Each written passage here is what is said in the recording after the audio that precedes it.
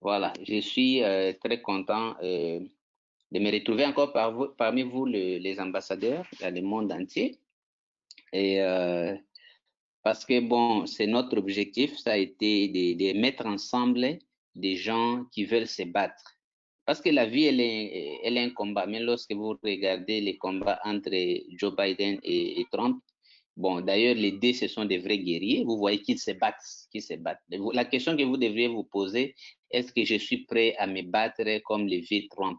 Je pense que quelqu'un qui a plus de 70 ans, mais quand vous voyez comment il se bat encore, il a tout l'argent du monde, mais il se bat parce qu'il pense qu'il doit contribuer à changer sa société, il doit se battre pour les intérêts de ce groupe. Et c'est ça que le Kunta devrait adopter, chers ambassadeurs et ambassadrices. Il nous faut, et parmi nous, parfois, vous voyez quelqu'un, il a 20 ans, mais il a déjà vieilli, il est déjà désespéré, il ne sait même plus se battre. C'est cette mentalité que nous sommes en train de combattre, pour se dire que nous devons nous lever. Il faut mieux mourir au combat que de vivre toute sa vie résigné. Ça ne sert à rien du tout. Alors, notre objectif est de transformer d'abord la mentalité parce que j'ai de mon expérience et de mes études, je crois beaucoup à ce que William James a dit.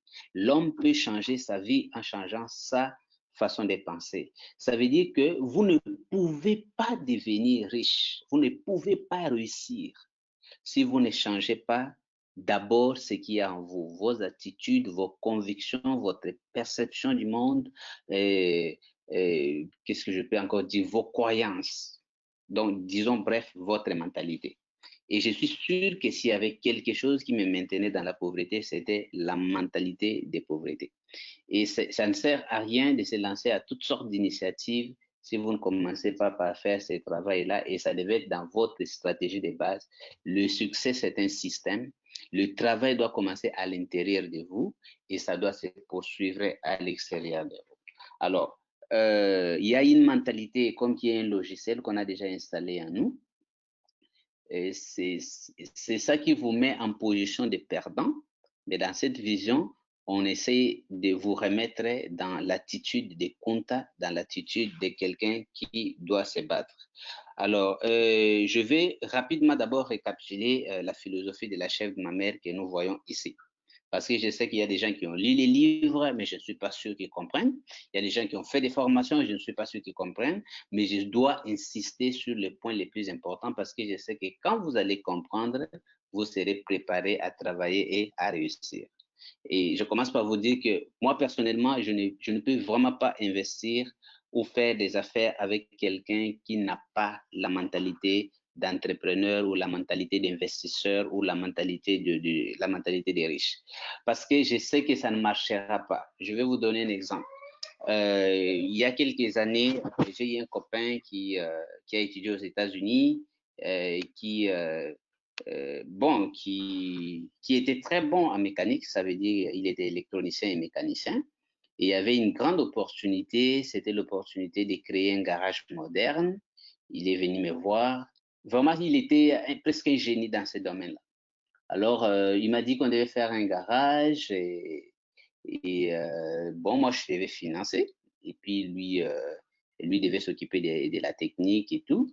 Et voilà. Et c'était rentable. On a fait des calculs, c'était rentable. Mais fait des comptes, je lui ai dit que non, je pouvais pas investir. Je pouvais pas investir pour ça. Je pouvais pas travailler. Et les gens étaient surpris. Lui-même, il était surpris. Et puis, une fois, les gens dans les coachings m'ont posé la question, mais pourquoi un projet qui était rentable qui était rentable, mais tu n'as pas voulu investir alors que techniquement, il est bon et tout. Alors moi, je leur ai dit, mais regardez, c'est vraiment un bon professionnel, c'est un bon garagiste, il peut bien gérer les côtés techniques d'un garage, mais je ne pense pas que c'est un partenaire fiable dans les affaires. Parce que je ne veux pas investir mon argent et devenir prisonnier des dépenses d'une personne. Ça veut dire, il va devenir la personne la plus importante et parfois, il y a des choses qu'il ne comprend pas. Ça veut dire s'il n'est pas là, il n'y a plus de business. Alors, moi, les business, ce n'est pas ça. Les business, pour moi, c'est un système. Il faut que ce soit un système où tout le monde est remplaçable, tout le monde, personne n'est le centre du monde. En plus, et à des moments où il y a des difficultés, il doit être prêt à assumer des difficultés. Parce que si la mentalité des professionnels, ça veut dire il va t'amener à investir 100 000, 200 000, 300 000 dollars.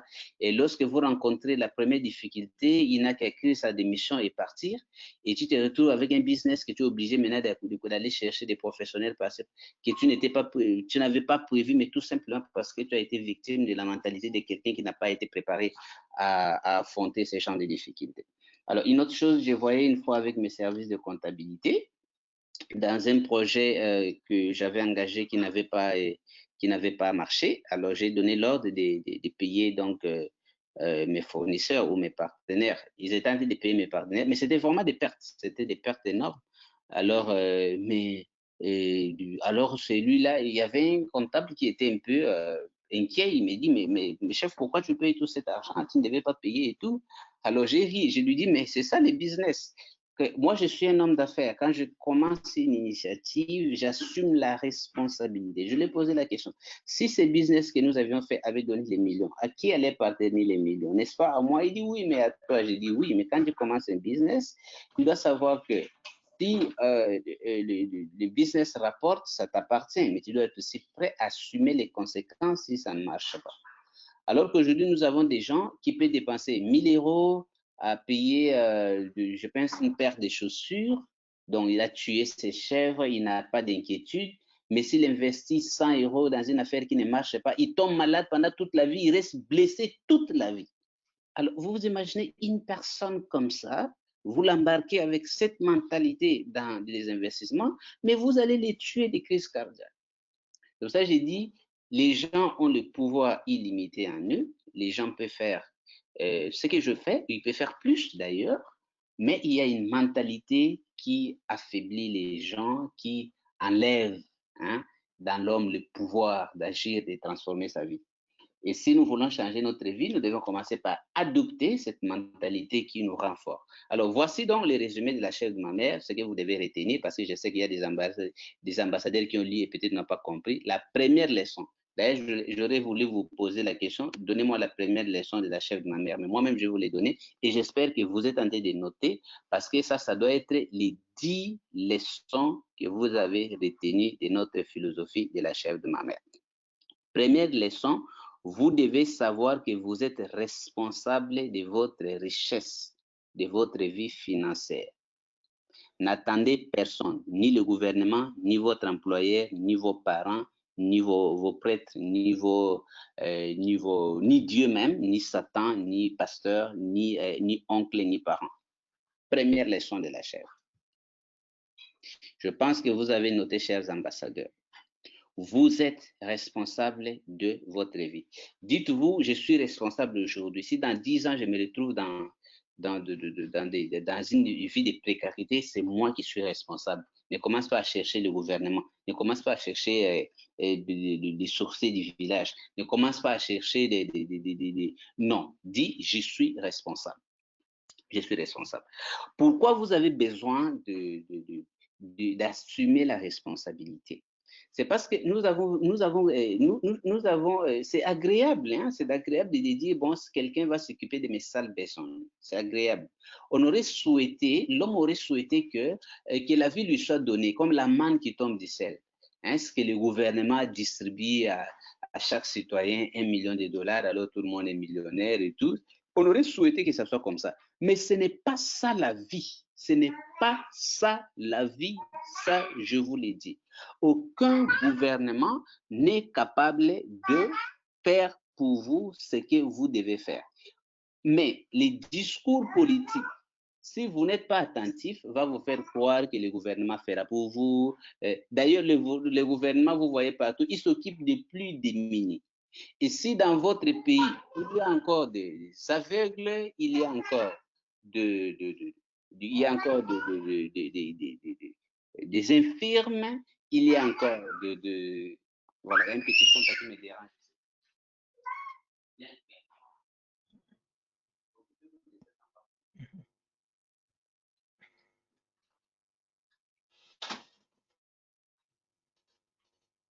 Merci. Donc, je disais que si dans les pays que vous avez des infirmes euh, qui souffrent encore, qui ne sont pas prises en charge par le gouvernement, et vous, vous pensez que c'est le gouvernement qui viendra vous occuper de vous, qui avez des diplômes d'État, des diplômes supérieurs et tout, je pense que vous vous trompez. Je pense que le minimum qu'un gouvernement fait, c'est organiser un système éducatif, de s'assurer que sa jeunesse est formée. Ça veut dire que c'est un système où on transmet les connaissances et les compétences et de pouvoir assurer, créer des emplois pour que les jeunes puissent pouvoir avoir des emplois et peut-être de s'occuper de la retraite. Quand ils auront en retraite, qu'ils puissent savoir quelque chose. C'est tout. C'est ce que le gouvernement fait. Et d'ailleurs, il ne parvient pas à le faire à 100%. Ici en Afrique, nous avons des pays où il y a parfois 30-40% des jeunes qui sont chômeurs. Alors, par rapport à ça, je pense que si vous voulez évoluer, vous voulez être un vrai compte, essayez de vous dire, voilà, je suis le seul vrai responsable de ma vie financière, de mon avenir financier.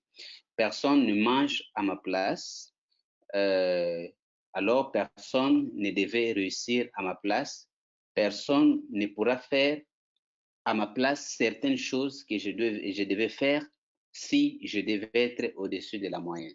Est-ce que les comptes, vous avez compris la première leçon de notre vision, la chef de ma mère? Si vous avez compris, je veux que vous me répondez là-bas, vous me dites, nous avons compris et la leçon numéro 1, c'est ceci. Je vais avoir vos réponses, s'il vous plaît. Allez les comptes, on y va. À vous les claviers. Nous sommes là. Nous sommes là. Voilà, merci. Yao Maïzan, Gilles a déjà dit, oui, je suis responsable de ma vie. Ça fait mal, oui, ça fait mal, mais vaut mieux assumer cette vérité. Si tu assumes cette vérité, tu deviendras un homme libre. Si tu n'assumes pas cette vérité, je vous assure que vous allez vous compliquer la vie. Parce que finalement, vous serez frustré, vous serez déçu. Mais vaut mieux assumer la vie comme celle-là. Ça fait mal, mais tout le temps, vous vous réveillez le matin, vous dites, oui, je suis responsable, j'assume. On ne dit pas qu'assumer, c'est facile. C'est pas que c'est facile, mais il faut assumer. Assumer, ça veut dire quoi? C'est pas que tu as tort ou tu as raison, mais ça te concerne. Il faut se sentir concerné. Même lorsque tu roules dans une voiture, quelqu'un vient te cogner, tu n'as pas tort, mais tu es responsable. Tu es responsable, tu dois faire les formalités. Donc, tu es déjà né, tu es vivant, tu dois assumer. Donc, tu es content, tu dois assumer que tu es responsable de ta liberté. Tu es responsable du combat. C'est toi qui dois trouver le temps, comme tu as trouvé aujourd'hui, pour venir suivre ces genres d'enseignement aujourd'hui. Si demain, ça demande de rater le Champions League pour faire, c'est toi qui dois faire. Si tu ne fais pas, tu vas entrer dans les jeux des blâmes, tu vas blâmer tout le monde, tu vas vivre des excuses, tu seras milliardaire en excuses. Mais mon ami, je te dis, cher ambassadeur, chère ambassadrice, tu vas payer cher. Et d'ailleurs, vaut mieux payer en étant responsable que d'aller payer en étant irresponsable avec le C. Et puis, les kiwi, ta descendance va souffrir. Ça, c'est la leçon numéro 1 de la chèvre de ma mère. La maman de la chèvre, à un certain moment, s'est dit, au lieu d'accuser la coutume de tout le monde, la société, elle se dit, je suis responsable de ma vie. Qu'est-ce que je dois faire pour sortir de la situation où je me trouve? Et c'est quelque chose que moi j'ai fait aussi. En 2007, je me suis dit, bon, malgré tout, qu'est-ce que moi je dois faire pour changer mon avenir? Et c'est ça que chaque compte doit dire. On est déjà esclave, on est déjà enchaîné, mais qu'est-ce qu'on doit faire pour se libérer et avancer? Merci beaucoup pour vos interactions. Atakofi Isidore, merci. Tout le monde a écrit. Beaucoup de gens ont écrit que nous sommes responsables de notre vie financière. Donc, vous avez bien noté cette leçon numéro 1. Numéro 2, vous devez savoir que vos décisions et vos choix, ou nos décisions et nos choix, déterminent notre avenir financier.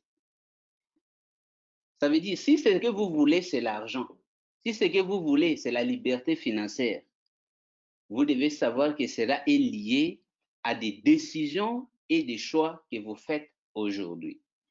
Je pense que les gens qui ont fait le cours sur mentalité financière et intelligence financière, ils ont vu, là j'ai parlé de la loi de la moyenne, comment les gens se décident de devenir tel professionnel et comment ils gagnent en fonction de cette moyenne. Alors vous devez savoir que notre avenir financier est fait donc de décisions. Deuxième leçon, nos décisions et nos choix déterminent notre avenir financier. C'est la fameuse équation que j'ai toujours donnée de dire E plus R égale V. Ça veut dire événement plus réaction aux événements donnera la qualité de notre vie. Ça veut dire si vous ne prenez pas de bonnes décisions, si vous ne faites pas de bons choix aujourd'hui, vous avez déjà sacrifié votre avenir. Si vous êtes responsable, un responsable prend des décisions. Ça peut ne pas être des décisions agréables, ça ne peut ne pas être des bons et des choix faciles à vivre, mais il y a des décisions que vous devez prendre pour changer votre avenir. Les gens des décisions qu'a pris la mère de la chef de ma mère, c'est la décision de différer la satisfaction immédiate pour un avenir meilleur. On a le choix de manger sa chèvre, de trouver des raisons pour manger sa chèvre. Mais on décide, on choisit volontairement de souffrir, mais de garder la chèvre pour avoir un troupeau de chèvres. Ça, c'est vraiment la mentalité des riches. Regardez, si vous n'êtes pas prêt à souffrir aujourd'hui pour des récompenses futures, vous ne pouvez pas vous engager dans l'entrepreneuriat, dans les combats de la liberté et y arriver. Donc, apprenez à prendre des décisions, souvent qui ne sont pas des décisions du commun des mortels. Hein? J'aime répéter ce qu'est Benjamin Franklin, quelque chose que j'ai lu de Benjamin Franklin, que j'applique toujours. Il dit, regardez ce que tout le monde fait et essayez de faire le contraire et vous réussirez. Donc, si vous êtes là, vous prenez des décisions comme tout le monde. Comme tout le monde décide de s'accrocher à un emploi, tu t'accroches à un emploi. Comme tout le monde dit, et après un échec, il faut s'enfuir, tu t'enfuis. Tu n'iras nulle part. Donc, tu dois être quelqu'un qui dit, j'assume, je prends des bonnes décisions, je prends la décision de faire ceci parce que ce sont mes choix et mes décisions qui vont créer mon avenir. Par exemple, dans cette vision, c'est à nous de changer l'avenir. L'événement, il est là. C'est de cette situation que vous voyez, coronavirus. Hein? D'ailleurs, ça nous rappelle que coronavirus est venu nous rappeler à nous tous que nous devons nous battre. Je vois les économies ici en Afrique où j'ai vu beaucoup de grands hommes d'affaires. Ce sont des Libanais, hein? C'est eux qui tiennent l'économie. J'ai vu ça en Côte d'Ivoire, j'ai vu au Ghana, j'ai vu en Congo-Kinshasa, j'ai vu en Angola, j'ai vu un peu partout. Beaucoup de grands hommes d'affaires sont des Libanais. Mais si le Liban lui-même a un problème, le Liban, je crois que vous êtes en train de suivre dans les médias qu'ils ont un problème. On fait même des mobilisations de fonds pour les Liban. Alors, toi, Africain, tu vas attendre que les Liban viennent te sauver. Est-ce que ça va? Est-ce que ça va? Ça te rappelle que voilà, si eux-mêmes, ils ont des problèmes, donc nous tous, nous avons des problèmes, battons-nous, n'attendons pas. Bon, cette situation de pandémie, d'ailleurs, on a l'impression que ça a épargné l'Afrique. Demandez à Ghislain. Ghislain a été en République démocratique du Congo. Je viens d'arriver en République démocratique du Congo. Je me demande, je suis dans quelle planète? Ça veut dire, ici, ils s'en foutent. C'est comme si ça n'existait pas. Les gens se promènent sans masque, ils s'attroupent, ils font tout ce qu'il faut, mais c'est comme si cette maladie n'existe pas. D'ailleurs, contrairement à ce que les gens disaient, quand ça va arriver en Afrique, il y aura des millions et des millions de morts. On ne sait pas qu'est-ce qui s'est passé. Personne ne parle plus haut, mais lorsqu'on regarde la situation en Europe, on se dit qu'il y a une force qui a épargné les Africains. Mais les conséquences économiques sont là. On va souffrir tous des conséquences économiques. Alors, si déjà l'Occident lui-même entre en récession, ils sont confrontés par un virus qu'ils ne maîtrisent pas, et toi, tu continues à attendre, non, ils viendront nous sauver, tu as tort. C'est à toi de dire, bon, maintenant, nous tous, nous allons décider, nous allons choisir de nous battre. Regardez, réussir, c'est un choix. Réussir, c'est un choix. Chers ambassadeurs, chères ambassadrices, je vous l'ai dit, devenir riche, c'est un choix. Et c'est un choix que tu dois faire tous les jours. Moi, je me rappelle mon coach milliardaire parce que devenir millionnaire, c'est une chose, devenir milliardaire aussi, c'est une chose. Et je fais toujours ce que je vous dis. J'aime apprendre. J'apprenais d'un coach comment quitter des millionnaires, devenir milliardaire. Et il disait, le plus difficile dans la vie, c'est de choisir et de rechoisir la même chose tous les jours, toutes les heures et toutes les secondes. Ça veut dire choisir aujourd'hui que je vais devenir riche. Répéter ce choix demain, après-demain, dans un mois, dans une année, dans 5 ans, dans 10 ans, c'est le plus difficile. Mais ceux qui deviennent riches et des vrais self-made, ce sont des gens qui se disent nous devons choisir, nous continuons à choisir. Tous les jours, quand tu avais dit j'ai choisi de devenir riche, j'ai choisi, j'ai décidé de devenir riche. Allez, les comptes, à vous les claviers, leçon numéro 2, j'ai choisi, je décide et j'ai choisi de devenir riche. Écrivez ça parce que ça, c'est la leçon de la chef de ma mère avant que je puisse continuer. Voilà, vous devez savoir que cette pandémie, c'est une opportunité pour tous les pauvres et pour tous les Africains et pour tous les Afro-descendants et pour tout le monde qui partout au monde veut assumer sa vie. Merci beaucoup, j'ai décidé de choisir. Merci Martin, ambassadeur Martin Donfa. Merci ambassadeur Kome Mutono. Waouh. Je vois vraiment que vous êtes attentif. Ambassadrice Corinne Labille, merci. Waouh, on dirait Frédéric Yao. Donc, partout, vous avez compris. Donc, c'est ça. Vous devez retenir que c'est cette leçon-là. On ne vient pas passer le temps ici. Les principes de base de notre communauté, de notre famille, de notre vision, chacun doit savoir et chacun doit le maîtriser. Ce n'est pas facile, mais c'est ce qu'il faut faire. Voilà.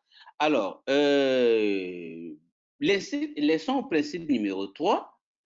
Leçon au principe numéro 3. Vos habitudes et vos actions vont déterminer votre niveau de pauvreté ou de richesse. Habitudes et actions. Voilà. Nous avons parlé d'abord des décisions, mais maintenant nous parlons des habitudes et actions. Regardez, et je suis sur l'habitude. Devenir riche, hein, ce n'est pas faire certaines choses quelquefois. C'est d'ailleurs parfois ce que les gens ne comprennent pas. Ils disent oui, mais moi je n'ai pas, moi j'ai fait, vous parlez de l'épargne, mais moi j'ai épargné, pourquoi je ne suis pas devenu riche? Vous parlez de prendre l'initiative, mais moi j'ai pris l'initiative, pourquoi je vais devenir? Non, ce n'est pas ça. C'est pas faire quelque chose que les riches font qui vont te faire riche. Non, il faut faire ces choses-là par habitude. C'est pas épargner une fois qu'il te rendra de c'est lorsque tu fais de la vie de l'épargne, l'habitude de ta vie, le mode de vie, c'est ça qui t'amènera à la richesse. Je ne sais pas si vous avez compris, mais je pense que vous avez compris. Quand on dit penser comme des riches qui deviennent riches, ce n'est pas penser une fois, c'est quand vous faites de ça une mode de pensée, l'habitude de penser. Vous pensez de cette manière-là. C'est par habitude. Par habitude, vous vous levez, vous mangez, vous dormez tous les jours. Par habitude, il y a des choses que vous devez faire encore et encore. Quand on dit les kuntas, ce sont des lecteurs.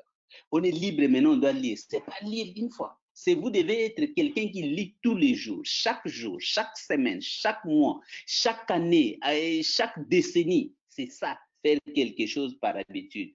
Cher Kunta, ici, il y a des actions que nous faisons par habitude.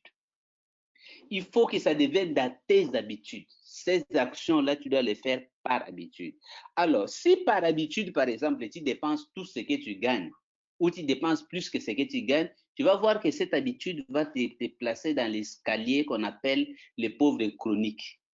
Les pauvres chroniques ou les maudits, ces gens-là qui finissent par, même s'ils ont gagné beaucoup, mais vivent dans la pauvreté, c'est tout simplement parce qu'ils vivent au-dessus de ce qu'ils gagnent. Mais si par habitude, vous épargnez et vous investissez, par habitude, vous avez commencé aujourd'hui, demain, après-demain, vous verrez que vous deviendrez. Si c'est par habitude que vous aimez entreprendre, vous battre encore et encore, vous deviendrez riche. Donc, ici, ce n'est pas question de faire des actions isolées, c'est faire des choses par habitude, s'il vous plaît.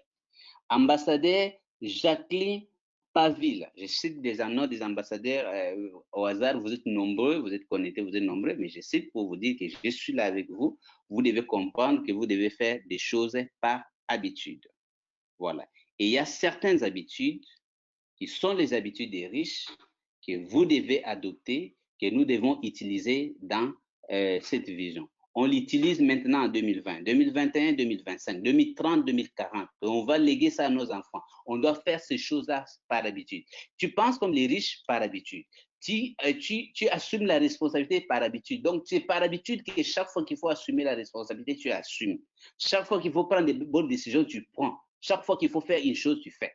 Est-ce que vous avez compris la leçon numéro 3? C'est à vous de répondre. Quelle est la leçon? Quelle est la leçon de la chèvre numéro 3? Numéro 3. Numéro 3. Nous, on gardait les chèvres par habitude. Par habitude, on gardait. Par habitude, on ne tuait jamais les chèvres. On gardait les chèvres pour se multiplier et on tuait les boucs. Voilà. C'est comme ça. Et c'est l'habitude qu'il faut garder des affaires. Je vais avoir vos réponses. Ah oui, merci beaucoup. J'espère que vous avez lu les livres La chèvre de ma mère. Peut-être que ce sont des choses que vous n'avez pas compris en lisant. Je suis obligé de vous expliquer ça clairement. Hein? Si vous suivez les habitudes des pauvres, tu fais seulement les schémas classiques, diplôme, travail, après se battre dans des syndicats, tu dépenses, tu seras frustré, tu seras frustré. Ça, c'est l'habitude des pauvres. Tu dois te dire, je travaille, mais quelle est ma vision financière? Et cette vision financière, c'est la mienne. Qu'est-ce que je dois faire en même temps pour aller là où je vais aller? J'ai dit, si vous ne formez pas vos enfants à l'éducation financière, à la vision financière, aux habitudes et compétences des riches, et vous pensez que ce sont des hommes politiques qui vont les faire, vous êtes en train de sacrifier vos enfants. Merci beaucoup à ceux qui sont en train de me répondre. Est-ce que vous avez compris? Oui, oui, oui, oui, j'ai certainement compris, mais je veux que tout le monde puisse répondre. Tout le monde, j'ai le temps de vous lire calmement. Merci beaucoup. C'est les habitudes, faire des choses, des habitudes et certaines actions. Regardez, tu peux lire tous les livres du monde sur la natation, tu ne sauras pas nager. Il faut l'action, il faut se jeter dans l'eau. Hein? Là, je suis en train de vous dire, cette année, notre action, c'était acquérir les connaissances. On ne va pas rester ici seulement avec des théories. 2021, tu dois passer à l'action. Je te pousse, tu te jettes dans la piscine. Même si tu te noies un peu, noie-toi, mais tu dois te jeter. Tu vas prendre quelques bouffées d'eau là, mais c'est ça, c'est ça. Et après, tu deviendras crack. Oui, donc je pense que vous êtes en train de... Excusez-moi, hein, ce n'est pas des choses agréables. Vous allez dire, mais coach, je n'ai pas besoin de vous caresser sur les points, les sens des poils. J'ai besoin de vous voir libérer des vrais kuntas, des mains libres. Dire, nous, on a combattu, nous avons la liberté. Donc, c'est là où on ira se reposer, ce n'est pas maintenant. Voilà. Vous avez compris, pour que les habitudes et les actions, et ici, cette vision vous enseigne des actions et des habitudes pour devenir riche. 4. Quatrième leçon de la chèvre de ma mère. Vous devez apprendre à garder la chèvre. Apprendre à garder la chèvre. Regardez, j'ai dit ceci, c'est plus facile de gagner de l'argent que de les retenir. Je crois que la plus grande compétence d'un riche, c'est la capacité à retenir l'argent. Regardez, tout pauvre, c'est celui qui n'a pas la capacité de retenir l'argent. Dès qu'il reçoit une rémunération, ça veut dire, c'est comme si l'argent a une force. Hein, une force, donc le loyer, les transports, les ici, tout le monde, donc il reste rien, il reste sans argent. Il est habitué à vivre comme ça sans argent. Il est habitué à vivre sans argent, mais non, il faut apprendre à retenir. Regardez, il faut apprendre à retenir une partie d'argent. Le problème dans la vie, ça ne suffit pas, mais tu dois te battre. Cette compétence-là, vous voyez que cette année, tous nos coachings étaient centrés sur presque une chose. Comment retenir une partie de son argent. Et j'espère que vous avez retenu. Si vous avez retenu, si vous faites maintenant de cette action une habitude, nous sommes sûrs que dans cette communauté, les gens seront vraiment libérés. Tous les jours, ça veut dire, vous devez retenir, vous avez des désirs en vous qui vous poussent à vous libérer ça veut dire, toutes sortes de désirs, mais parfois aussi des fausses affaires qui fouillent de gauche à droite. Vous voulez tout simplement rester ça. Non, apprenez à retenir l'argent, retenez la richesse, gardez votre chef, gardez votre chef, gardez votre chef, gardez votre richesse, gardez ça. Les riches gardent la richesse. Vous devez apprendre à garder la richesse. Même si l'entourage vous pousse à tuer vos chèvres ou à tuer vos investissements, ne les faites pas. s'il vous plaît. Vous devez les garder. Voilà. Et comme on n'a pas beaucoup de temps en avance, cinquième nous dit, bon, vous ne voyez pas ça beaucoup clairement dans les livres de la chèvre, mais c'est le fait de ne pas dépendre d'une source de revenus. D'une source de revenus. Si vous lisez bien la chèvre de ma mère, je n'ai pas écrit malheureusement, mais c'est une leçon, je pense que prochainement dans des futures éditions, je les mettrai. Notre maman ne dépendait pas d'une seule activité. Ça veut dire, au lieu de dépendre de la chèvre, et quand la chèvre, là, ça ne produit pas, en attendant que ça puisse produire, vous vivez comment? Donc, ils vivaient des champs de pêche, des jardins. Hein? C'est cet esprit-là, de se dire, bon, ton emploi, c'est quoi? C'est comme ton champ. C'est comme oui, ton champ que tu vas faire tous les jours, mais ton business, c'est comme ta chèvre. C'est comme ta chèvre. Tu ne peux pas avoir une source de revenus. Aujourd'hui, on voit des gens, dès qu'il perd son emploi aujourd'hui, dans les 3 mois à venir, il est par terre. Parce qu'il n'avait pas d'autre source de revenus. Hein? Il n'avait pas d'autre source de revenus. Quelqu'un aujourd'hui, dès qu'il perd un contrat, il est par terre. Hein? Oui, mais c'est parce que tu ne dépendais que d'un contrat. Partout, n'importe quel business, ça peut s'arrêter. Essayez de diversifier les sources de revenus pour ne pas se retrouver dans la pauvreté. Et ça, c'est un de nos grands principes aussi dans la vision, leçon de la chair de ma mère. Donc, 4, savoir retenir la richesse. 5, ne pas dépendre d'une source de revenus. 6, il faut savoir que si c'est un miracle naturel. Mais de même d'une chèvre peut naître un troupeau de chèvres, d'une richesse peut naître une fortune. Les gens me posent la question, ils disent, mais monsieur Ricardo, peut-on devenir riche à partir de rien? Mais on devient toujours riche à partir de rien. Quand tu commences là, tu as fini l'université, tu vas travailler là. Tu vas gagner l'argent à partir de quoi? C'est à partir de rien. Les rien, c'est quoi? Ça veut dire que tu as le temps, tu as l'intelligence, tu as la force. C'est ça qui va produire la richesse. On doit toujours devenir riche à partir de rien, c'est ça. Mais si tu négliges les grains aujourd'hui, un grain de maïs, mais tu ne sais pas qu'un grain de maïs peut donner 1000 grains de maïs, mais tu négliges ces grains-là. Donc, ne négligez pas des gens qui vont me dire, oui, mais j'ai épargné toute l'année ici avec toute la crise, je n'ai que 100 euros. Oui, mais ces 100 euros-là, c'est beaucoup d'argent. Tu sais combien de personnes ont eu des millions, mais n'ont même pas pu épargner 50 euros? C'est beaucoup d'argent. Dis-toi, c'est une chèvre. Une chèvre peut se multiplier. Une chèvre peut se multiplier. Voilà, ça, c'est très important dans les leçons de la chèvre de ma mère. Si tu considères la richesse comme grain, comme chèvre, comme tu vas voir que ce n'est pas peu et c'est naturel. Sinon, vous allez vivre avec cette mentalité de croire, non, il faut entrer dans l'occultisme, il faut ceci pour devenir riche. Faux, faux. Est-ce qu'il faut être occultiste pour s'aimer un grain de maïs? Je ne sais même pas, surtout ici en Afrique. On a enlevé les gens la connaissance naturelle que nous avions. Mais nos ancêtres, ils n'étaient pas universitaires, mais ils savaient semer un grain de maïs et récolter. Enlevez ce genre de mentalité de pauvreté qu'on est en train de vous inculquer avec toutes sortes de faussetés. C'est naturel. Une chèvre peut naître un troupeau de chèvres. Remettez-moi quand même dites-moi quand même quel est le principe numéro 6. Écrivez-moi le compte. Oui, écrivez-moi quel est le principe numéro 6. Numéro 6 que je viens de citer. Quel est le principe de la vision? Quel est le principe de la vision numéro 6? Est-ce que vous avez ça?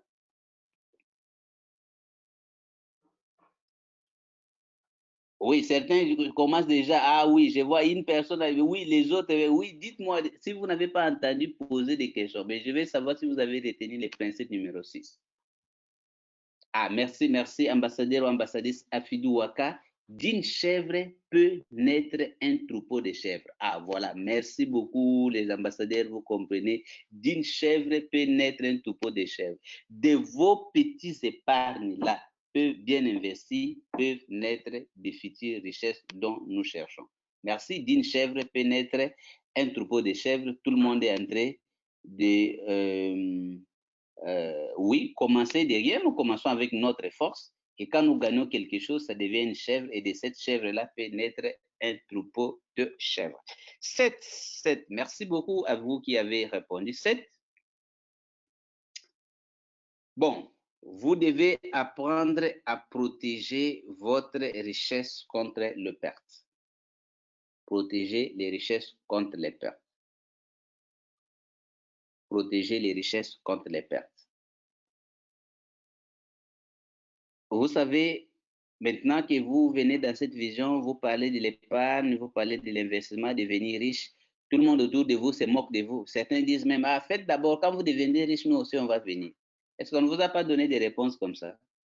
Mais vous allez voir que quand vous devez devenir riche, les gens vont commencer à penser que vous devez finir leurs problèmes. Ils vont dire, ah, mais souvenez-vous de notre amitié de longue date.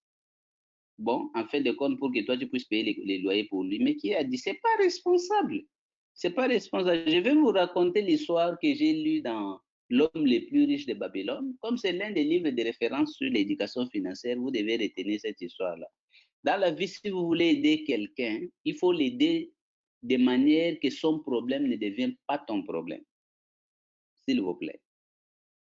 Ça veut dire que si quelqu'un est irresponsable, c'est à lui d'assumer les conséquences d'irresponsabilité. Ne prenez pas les conséquences d'un irresponsable, ça devient les vôtres. Je vois ça souvent. Hein. Tu vois quelqu'un qui t'appelle, il dit non, mais Ricardo, vraiment, tu dois faire quelque chose. Ma femme doit mettre au monde, vraiment, il faut m'emprunter $100, $100, vraiment, si tu. Mais je lui dis, mais non, je n'ai pas ça, je n'ai pas ça maintenant. Il dit, oui, mais comment tu n'as pas ça? Tu devais faire quelque chose, tu comprends, c'est ma femme qui va le dire. Mais regarde, c'est ta femme, c'est ta femme. Il y a 9 mois, toi tu sais qu'elle est grosse. 9 mois, tu ne fais rien pour avoir $100. Et tu viens m'informer aujourd'hui qu'elle est grosse et à la seconde, moi, je dois trouver $100 pour. Mais c'est irresponsable. Tu peux dire que je suis méchant, mais c'est irresponsable. Si toi, ta propre femme, tu sais, il y a 9 mois qu'elle est grosse, tu ne fais rien. Et moi, tu veux me dire maintenant à la seconde, et tu veux que moi, à la seconde, je puisse réagir. Ça, c'est quelle mentalité? Ça, c'est la mentalité des violons. Et moi, je ne soutiens pas cette mentalité-là. Tu vas dire, mais c'est une mère, vous savez, c'est une mère, c'est ta femme, c'est tout ça.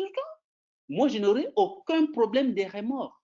Aucun problème de remords. C'est ta responsabilité à toi. Je crois que la responsabilité, nous devons. Sinon, vraiment, c'est même pas possible de vivre avec des richesses. C'est difficile, mais c'est un principe de la chèvre. Protéger les chèvres contre.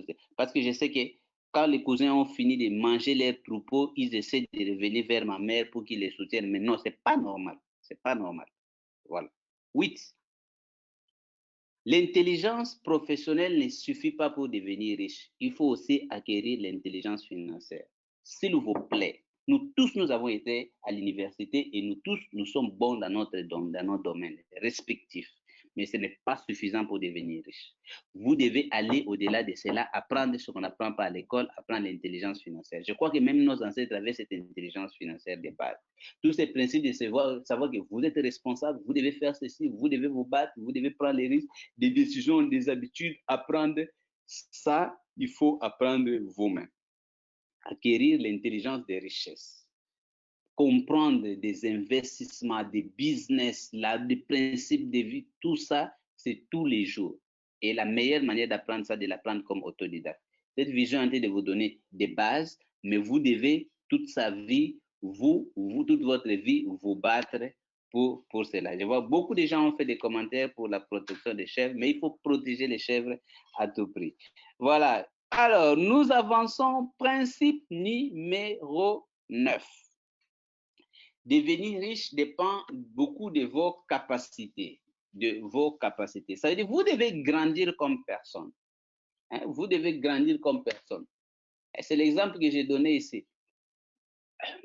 Si vous lisez quelqu'un comme Jim Rohn, il explique. Jim Rohn, quand il était pauvre, il a perdu un billet de $20. Un billet de $20 et il est tombé malade pendant 2 semaines. Voilà. Voilà la mentalité des pauvres. Il était tellement petit. Billet de $20, tu tombes malade pendant 2 semaines. Mais on a vu que quand il est devenu riche, il avait grandi, il est devenu millionnaire. Après, il a perdu ses millions, des millions qu'il avait fait. Il est devenu pauvre, mais il n'est pas tombé, il n'est pas mort de crise cardiaque. Il a recommencé et pour devenir multimillionnaire. Je pense que devenir riche, c'est grandir. Grandir pour assumer certaines choses. Regardez, moi, Ricardo, des choses, j'assume parfois, j'ai ri avec madame, ma femme, je dis, il dit, mais ça, si c'était ton ami, là, il va mourir. Je dis, oui, mais ça, c'est être fort. Parce qu'à mon niveau, il y a des pertes, il y a des trucs, il y a des que je dois supporter parce que je suis plus grand que ça. Et toi, tu n'es même pas au niveau d'assumer certaines petites choses, tu vas avoir la richesse, mais tu vas mourir des crises cardiaques. Donc, il y a des capacités qu'il faut développer, des capacités à gérer les gens, des capacités. Regardez même quand vous voyez la course là entre Joe Biden et, euh, et, et Trump, vous voyez, il y a des millions de gens qui te soutiennent, il y a aussi des millions de gens qui taillissent. Mais il faut vivre avec ça. Est-ce que vous savez supporter les rejets? Vous savez tout ça? Il y a des capacités vraiment que vous devez développer. Et les capacités, on ne naît pas avec. On développe encore, encore, encore, encore, encore et encore. Alors, quelqu'un m'a rappelé que je devais absolument vous raconter l'histoire que j'ai lue euh, pour revenir sur protection des veaux et chaises. Alors, l'histoire que j'avais lue dans L'homme le plus riche de Babylone, c'est celle-ci. Il y avait un fermier qui écoutait le langage de ses animaux. Il avait une vache et il avait un âne. Vous savez que l'âne est petit, la vache est grande. Alors, qu'est-ce que l'agriculteur faisait? Il prenait le bœuf pour labourer. Il l'attachait du truc là pour labourer. C'est un travail pénible, mais la vache faisait ça toute la journée, il se fatiguait. Et plutôt, il utilisait l'âne le soir pour aller en ville, aller boire un peu un verre et revenir. Maintenant, chaque jour après le travail forcé là, le fermier aimait venir écouter la conversation entre le bœuf ou la vache et l'âne. Alors, la vache se plaignait. Tous les jours, disait, ah, l'âne, mais toi, tu es un animal béni. Moi, je souffre, moi, la vache, toute la journée. Je dois labourer et des étendues, des étendues. Je n'ai pas de repos. Moi, je souffre plutôt que toi, l'âne, tu es là sous l'ombre. Et après, quand on va t'amener en ville, on te met les habits, tu as vraiment une bonne vie. Alors l'âne a eu pitié de la vache, lui a donné les conseils, il dit oui, mais je te conseille demain, par exemple, quand on viendra te prendre, tu fais comme si tu étais malade. Tu commences à crier comme ça, le maître va te laisser et tu vas te reposer. Il a donné cette belle conseil à la vache. Et souvenez-vous que le maître écoutait le langage des animaux. Il a écouté. Le lendemain, quand le maître a envoyé les serviteurs pour venir prendre la vache a commencé à mêler, à tomber par terre. Ma, ma, ma, ma. Oh. Les serviteurs ont dit au maître, la vache est malade. Le maître dit, la vache est malade. Il dit, la vache est malade. Il dit, oh, mais le travail doit être fait. Ok, très bien, prenez l'âne, que l'âne puisse faire le travail de la vache. Imaginez le pauvre l'âne qui est petit, qui n'a pas le poids de la masse de la vache. Il devait maintenant, on l'a attelé, il a fait ce travail toute la journée, il allait même mourir. Il était tellement épuisé. Et la vache s'est reposée toute la journée. Maintenant, le soir, le maître est venu écouter la conversation. Quand l'âne rentrait du travail fatigué, tu sais, un travail que tu n'as jamais fait, quand tu fais pour la première fois, d'abord, comment c'est fatigant. Quand il rentre, la vache est venue l'embrasser, il dit, oh, mon ami l'âne, vraiment, tu m'as donné un bon conseil, je me suis bien reposé, de toute ma vie, je ne me suis jamais reposé. Aujourd'hui, j'ai bien reposé grâce à tes conseils. Hein? L'âne, avec un cœur amer, a regardé la vache et puis il lui a dit, toi, tu es un ami paresseux. Tu es un ami paresseux. Le maître a dit, demain, si tu es malade, on va t'envoyer à la boucherie pour te tuer et puis finir avec toi. Et le lendemain, la vache a repris le chemin du travail parce qu'il ne voulait pas finir à la boucherie. Maintenant, je vais vous montrer où était le problème de l'âne. L'âne a voulu résoudre les problèmes de la vache en prenant les problèmes de la vache. On ne fait pas ça. C'est ça qui arrive quand tu ne protèges pas ton argent.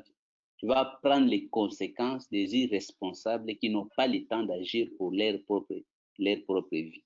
Alors, retenez bien cette leçon-là. Là, j'étais revenu un tout petit peu sur votre responsabilité à garder, à protéger vos richesses des pertes. Voilà. Nous allons au numéro 9. Est-ce que d'abord vous avez aimé l'histoire de la vache? S'il vous plaît, dites-moi là-bas dans les commentaires si vous avez aimé l'histoire de la vache et si vous avez retenu la leçon de l'histoire de la vache.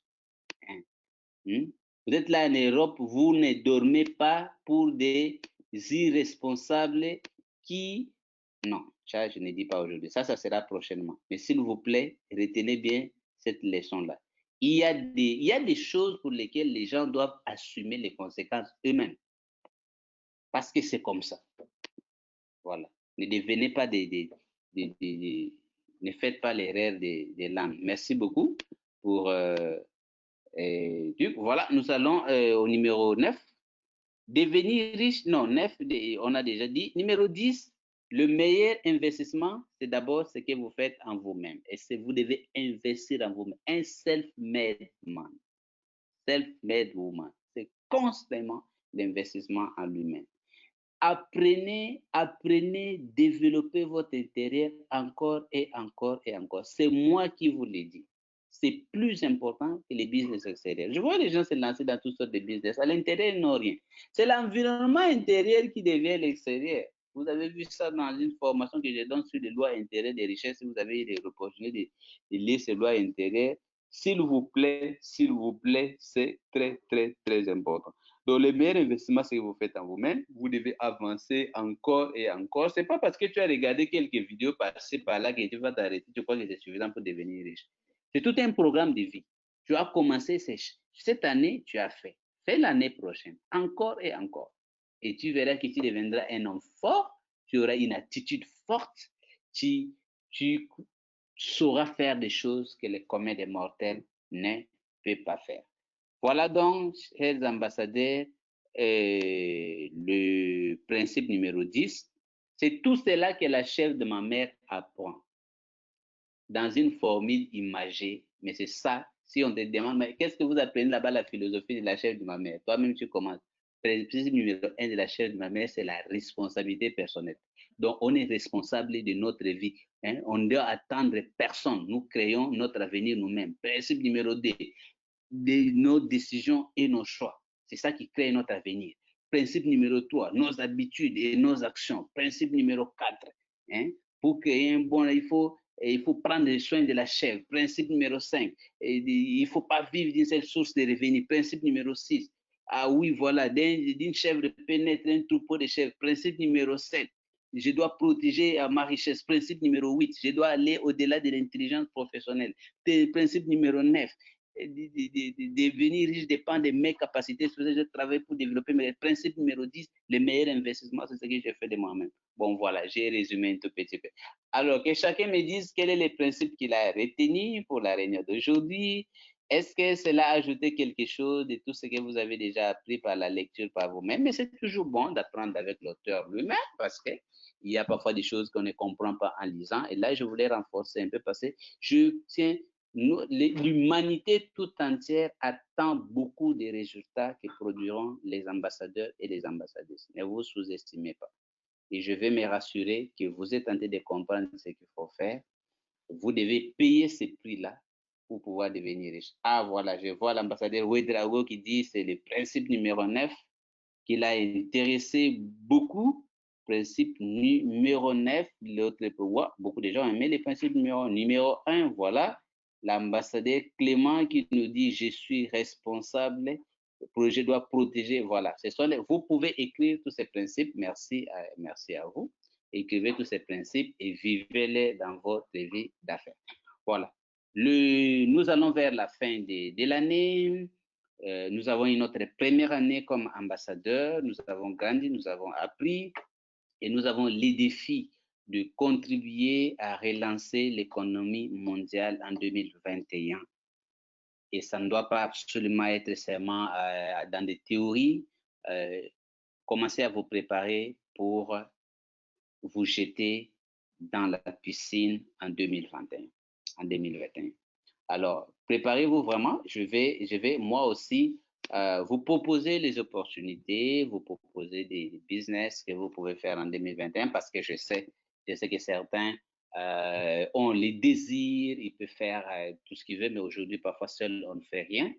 il faudrait peut-être aider les gens en leur montrant qu'est-ce qu'ils peuvent faire et comment ils peuvent faire, parce que l'objectif, c'est grandir ensemble. Donc, si vous êtes intéressé, n'oubliez pas, quand on lance l'appel, que venez, on va présenter des opportunités d'affaires, ne manquez pas, trouvez le temps pour venir écouter, analyser et vous préparer surtout à l'action.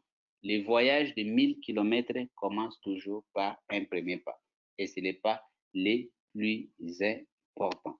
Merci beaucoup. Je vais vous laisser le temps de poser les questions. Le Punta, posez les questions. Le coach est là pour vous.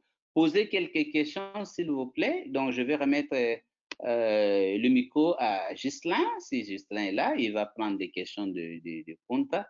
Posez des questions qui ont à voir avec la richesse, qui ont à voir avec les difficultés que vous rencontrez, qui ont à voir avec la vision, qui ont à voir avec parfois toute la mentalité des pauvretés qu'on bourre les gens. C'est l'opportunité qui vous est donnée. Voilà. Mais notre vision, elle est claire. Nous éradiquons la mentalité de pauvreté. Nous adoptons la mentalité de richesse comme la stratégie principale pour vaincre la pauvreté matérielle et financière. Et chacun qui le fait contribue à le faire autour de lui. C'est le combat de Kunta. Nous devons nous libérer parce que ce qui nous intéresse, c'est pas seulement la richesse, mais la liberté qu'amène ce pouvoir, qui est l'un des grands pouvoirs. Il n'y a pas que le pouvoir médiatique et politique, il y a aussi le pouvoir financier. Et nous avons besoin que dans cette vision, que les gens disposent du pouvoir financier. Merci beaucoup. Merci, coach Ricardo. Merci pour ces moments très, très formidables où on a appris les 10 leçons du livre La chef de ma mère, mais aussi où on a commencé par comprendre que cette année, ça a été une année de formation. Cette année, ça a été une année où on devait mettre les bases et qu'on doit se préparer pour se projeter pour 2021. On doit se préparer pour les nouvelles opportunités d'affaires qui vont arriver pour 2021. Donc là, je vais essayer. J'espère que vous avez aimé. J'espère que vous avez, ça vous a permis de pouvoir passer un cap. Donc là, j'essaie d'allumer l'écran. Je vais essayer de prendre quelques questions. Donc, il y a vous connaissez, je pense, le principe. Soulevez la main et moi, je vais essayer de choisir une, deux, trois, quatre, cinq personnes. Et soyez vraiment précis dans votre question. Essayez de donc, vous présenter, vous posez votre question. Essayez de faire en sorte que ce soit précis et concis pour que ça puisse permettre à un maximum de personnes parce qu'il nous reste qu'une dizaine de minutes. Ange B, activez, vous avez reçu normalement une notification, donc vous pouvez activer les micros et commencer à parler. Ok. Oui, oui, bonsoir. Oui, bonsoir. Oui, merci en fait pour l'intervention, hein, mais merci au coach. Alors en fait, là j'ai un peu pris, j'ai pris le webinaire en fait avec un peu de retard malheureusement. Donc du coup, je n'ai pas vu, enfin j'ai pas écouté les aspects concernant les opportunités d'affaires pour 2021. Donc c'est pour ça, Donc, je sais pas si vous en avez parlé ou pas. vous nous appelez déjà d'où? Parce que Je vous appelle de Lyon en fait. des Lyon en France. D'accord. Oui, Ok. en France, oui. Ouais, le coach peut répondre brièvement à la question, je pense. Oui, en fait, j'ai dit, on ne va pas présenter les opportunités d'affaires aujourd'hui. D'accord. Aujourd'hui, j'avais prévu aujourd'hui de présenter les 10 leçons comme un résumé sur l'essentiel de notre enseignement de base. Mais j'ai annoncé que tous ceux qui se sont préparés, à partir donc de maintenant jusqu'au 31 décembre, la vision va commencer à vous proposer aussi des opportunités. Parce que je suis convaincu que il faut parfois être dans un réseau pour pouvoir changer certaines choses. Allez vérifier par vous-même, vous allez voir par exemple que même Amazon, tout Amazon n'appartient pas à Jeff Bezos. Je crois il est actionnaire majoritaire, mais ça n'appartient pas, je pense même pas plus de 12% ou 15%. Et si déjà les gens qui sont riches comme ça essaient de mettre des efforts ensemble pour gagner plus d'argent, et dans la vision aussi, on va vous présenter des opportunités intérieures et extérieures. Et c'est notre objectif. Parce que là, vraiment, il faut que les gens puissent sauter cette barrière-là d'attendre, mais commencer à agir. Parce que nous avons dit que ce sont des actions qui changent notre avenir. Alors, on va vous envoyer chaque fois dans nos webinaires ou dans des réunions spéciales, chaque fois on vous présente une opportunité. On vous apprend comment analyser les opportunités, comment prendre des bonnes décisions, mais comment aussi faire des expériences d'affaires et ainsi de suite. On avance de cette manière-là. D'accord. Et ce sera à partir de quand, coach? Ce sera à partir de quand que vous allez aborder ce point? Oui, donc je crois qu'à partir déjà de la semaine prochaine, hein, si, D'accord, tout à fait. super. si on, et les bureaux, c'est ça, non? Oui, c'est Le bien bureau ça. qui gère le calendrier, voilà, c'est à partir de la semaine prochaine. Oui. Mais D'accord. En s'il tout vous cas, plaît, nous avons d'abord oui. besoin que les gens se préparent vraiment mentalement beaucoup, parce qu'il faut vraiment devenir des investisseurs et des entrepreneurs d'abord dans la tête. Oui, oui, effectivement, je pense que oui, la préparation mentale, je pense qu'elle est vraiment essentielle en fait, hein, parce que moi-même, je sais par mon expérience que souvent j'ai pas mal d'idées, mais en fait, quand il faut passer à l'action, en fait, j'ai tous les blocages, hein, les peurs et autres. Et c'est vrai que le fait aussi d'être seul dans des projets, j'avoue que ça fait un peu peur. Et je pense que c'est aussi le problème souvent en Afrique, c'est que quand on veut lancer des projets, on est tout seul. Et en plus, si on veut gérer à distance, c'est compliqué. Donc, c'est vrai qu'il y a pas mal de freins qu'on a. Et donc, si mentalement, on les brise pas, bah, déjà, on est bloqué. Et après, je pense que le fait de lancer comme ça des opportunités d'affaires dans le réseau, et si on peut les lancer en groupe, je trouve que ce serait vraiment une bonne chose, en fait, hein, pour qu'on puisse passer à l'action un peu plus facilement en étant en groupe. Voilà. Donc, préparez-vous et le moment viendra. Et surtout, notez d'abord les 10 leçons de la chaîne de ma mère parce que c'est la base qu'on va utiliser tous les jours. D'accord. Très bien. Merci beaucoup, coach Ricardo. Voilà. Merci, Ange. Merci. Bonne soirée. Au Bonne revoir. soirée. Au revoir. Alors, on va prendre deux autres personnes. Edgar Rejombe. Voilà. Si vous nous demandez, Edgar, Allô, bonsoir. C'est oui, bonsoir. vraiment intéressant le partage de ce soir avec les 10 points et je remercie le coach pour cela. Par contre, j'ai une question sur un des points, je crois que c'est le deuxième ou le troisième qui parlait de la responsabilité. Et j'ai juste une question pratique, c'est-à-dire imaginez vous avez un partenaire de vie mais qui n'est pas encore dans la même longueur d'onde de vous au niveau de l'investissement et de l'entrepreneuriat. Qu'est-ce qu'il faut faire? Est-ce qu'il faut foncer seul ou bien il faut attendre que la personne ait compris à son niveau, sachant qu'on est responsable euh, et ne pas accuser l'autre d'être retardé ou d'attendre d'abord. Je ne sais pas si le coach a saisi ma question. Merci. Vous nous appelez d'où? Libreville. D'accord. Ok. Coach, Oui, à vous. j'ai compris parfaitement la question de notre ambassadeur.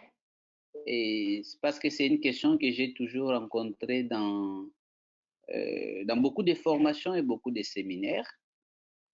C'est lorsque dans un couple, une personne s'embarque dans la nouvelle direction et l'autre ne s'embarque pas et c'est vraiment compliqué. L'idée, c'est quoi? C'est par exemple, vous êtes habitué, vous avez un travail fixe et vous avez une certaine stabilité dans la vie. Et puis, à un moment, vous venez avec un discours du genre, bon, voilà, je pense que je vais prendre les risques, je vais commencer dans les business. Et puis, votre partenaire vous pose la question, mais qu'est-ce que cela signifie? Donc, ça veut dire, tu veux dire que, bon, on doit souffrir un moment, mais lui n'est pas préparé pour souffrir. Alors, il va te dire, bon, il ne faut pas prendre ce genre de risques, et puis ça va créer des tensions et tout. Ou bien, c'est l'exemple, hein, je lisais là les leçons de Jeff Bezos, qui a donné un bon exemple. Il dit, en fait, pourquoi nous devons entreprendre? Nous devons aussi entreprendre pour ne pas aller regretter quand nous aurons 95, 98 ans. Hein? Quand il a eu l'idée de faire Amazon, il a dit à son manager, mais ça, c'est une bonne idée. Ça aurait été une bonne idée si je n'avais pas un bon emploi. Ça veut dire que le fait d'avoir un bon emploi était déjà un obstacle pour explorer n'importe quelle idée, même l'idée qui devait faire de lui multimilliardaire. Et donc, Jeff Bezos a failli rater l'opportunité de nous faire vivre au monde. Amazon, tout simplement parce qu'il avait un bon emploi, il avait peur de dire, bon, voilà, je ne vais pas risquer mon emploi. Et d'ailleurs, je ne sais même pas quelle a été la réaction de sa compagne. Mais je sais, par exemple, quand vous lisez des gens comme des Napoléon Hill, moi, j'ai quelqu'un que j'aime beaucoup particulièrement, c'est mon ami. Quand il a pris la décision d'investir 20 ans pour écrire une philosophie de succès, mais un des grands problèmes qu'il a eu, c'était sa femme, parce que sa femme estimait que ses amis étaient des bons avocats et travaillaient, avaient un salaire fixe, mais eux, ils souffraient, et à quoi bon et tout ça amenait à quoi? Et il faut vivre avec tout ça. Mais bon, les jours où Napoléon, il a eu les succès mondiaux, a vendu des livres à des millions d'exemplaires et il a gagné des millions que tous ces gens qui avaient des vies stables n'avaient pas. Donc, on comprend que au niveau des familles, c'est pas facile, mais c'est pour cela qu'il faut le dialogue. D'abord, il faut vraiment pas imposer des choses parce que ça peut aussi éclater la famille. Or, la famille est importante, hein, même si vous travaillez pour l'argent, c'est d'ailleurs pour laisser pour la famille. Donc, il faut comprendre que parfois, votre partenaire n'était pas habitué. Pour lui, c'est nouveau, le temps de s'habituer. Et il faut l'amener comme à des risques mesurés. Donc, si tu fais l'épargne, tu sais que lui ne peut pas épargner, investir. Tu lui dis, voilà, nous allons épargner et puis nous allons diviser par deux. Je vais te donner l'autre part d'épargne. Tu peux les perdre aussi. Moi aussi, je vais faire des aventures. Si je les perds, il n'y a pas de problème. Au moins, on aura perdu nos deux. Comme ça, au moins, tu peux... Parce que vous pouvez avoir du talent de vous adapter, de devenir un grand homme d'affaires, mais ce n'est pas évident que d'un jour au lendemain, votre partenaire peut les devenir. Mais bon, si vous pouvez faire la part des choses, je crois que ça vous permettra d'avancer parce que dans chaque vision, vous allez voir que la femme ne s'embarque pas les mêmes jours. Hein. N'importe quel leader est passé par ces moments de difficulté. Parfois, c'est après seulement qu'ils viennent se rendre compte. Mais ça fait partie des prix à payer si vous voulez devenir riche. Sinon, bon, continuez dans la zone de confort. Mais voilà, c'est tous les combats que nous sommes en train d'amener ici. Merci. Merci beaucoup pour le réponse du coach. Je pense que c'est le prix à payer. Presque... Ambassadeur Edgar, donc je ne sais pas si vous pouvez rester en ligne, vu qu'il est presque 22h30. Donc vous allez nous aider à lire la lettre d'engagement. Je ne sais pas si ça vous dérange. Oui. Vous voyez, vous voyez? Oui, parce que comme il est déjà 22h30 passé, donc je vais essayer d'agrandir, comme ça vous permettra. Je ne sais pas si vous voyez en grand. D'accord, je vois très bien. D'accord. Donc, je vais lire. Remplacer les... Voilà, allez-y. Engagement du membre au programme. Moi, Edgar Njombe, après avoir lu Le combat de la vision, la chèvre, je comprends que la pauvreté est une forme de mal et d'injustice qui a réduit des millions de personnes dans des conditions misérables et inhumaines. Je m'engage à combattre toute forme de pauvreté mentale en moi et autour de moi. Je fais de ce combat mon combat et je combattrai jusqu'à la victoire finale aux côtés des personnes qui partagent cet idéal. Je m'engage à être cet exemple de mentalité financière en développant mon intelligence financière et en adoptant des habitudes et des actions fondées sur des bons principes. Je m'engage à promouvoir cette vision et son combat, ainsi aider d'autres personnes à travers le monde à une transformation. Je promets de persévérer malgré les difficultés que je peux rencontrer, sachant que la mentalité de pauvreté a des racines centenaires dans les têtes de millions de personnes. Fait à Libreville. Nom du membre, Edgar Njombe. Merci. Merci, ambassadeur Edgar. Donc, en tout cas, merci à tout le monde. Désolé parce que comme il est déjà 22h30, on devait absolument s'arrêter là. Si vous avez des questions, vous pouvez l'envoyer par email et nous allons le répertorier pour que le coach puisse répondre prochainement. J'ai vu plein de mains levées. J'essaie d'activer 5 micros et les personnes n'ont pas pu répondre directement. En tout cas, nous en sommes navrés. Mais en tout cas, à la prochaine séance, nous essaierons de prendre un maximum de questions. Donc, vous avez appris ce soir les 10 leçons du livre La chef de ma mère. Vous avez aussi compris qu'il y a des opportunités d'affaires qui vont arriver pour 2021. Donc, l'idée, c'est de vous préparer mentalement, psychologiquement et surtout financièrement pour que quand ces événements, ces opportunités d'affaires arriveront, que vous puissiez être prêts. Merci encore au coach Ricardo d'avoir pris le temps de nous donner le maximum ce soir. J'espère que vous avez bien aimé. Pour les nouvelles personnes, vous pouvez avoir accès, vous pouvez adhérer via le lien qu'on va vous envoyer ou exactement vous pouvez, par rapport à votre pays, vous connecter sur le site Vision la Chèvre et sur la liste des pays, vous verrez, il y a les noms de l'ambassadeur national du programme si vous voulez avoir plus d'informations.